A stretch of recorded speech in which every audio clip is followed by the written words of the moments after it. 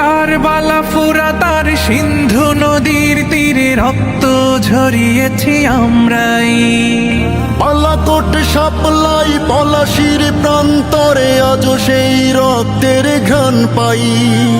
কারবালা ফুরাত আর সিন্ধু নদীর তীরে রক্ত ঝরিয়েছি আমরাই।